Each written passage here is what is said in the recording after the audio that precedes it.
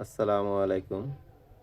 Type C বা C type অনেকে অনেক ধরনের অনেকভাবে বলে। সি টাইপ বলে, টাইপ সি বলে, চার্জিং পিন রিপ্লেসমেন্ট।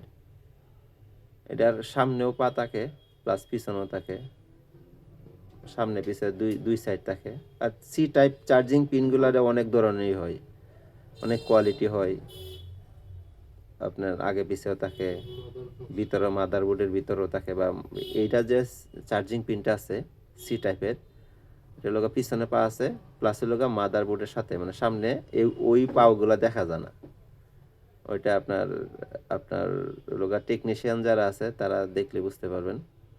এটা আপনার অভিজ্ঞতার উপরে নির্ভর থাকে আর কি, এগুলো চার্জিং পিন কাজ করা।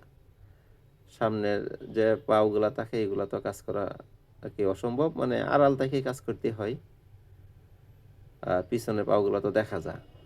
আর সামনের পা যেগুলা থাকে এটা হাইট থাকে।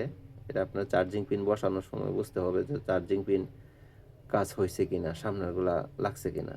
এটার জন্য আলাদাভাবে রাং লাগাতে হয়, তারপরে এই কাজগুলো করতে হয়। আচ্ছা দেখেন কাজটা কীভাবে কমপ্লিট করি।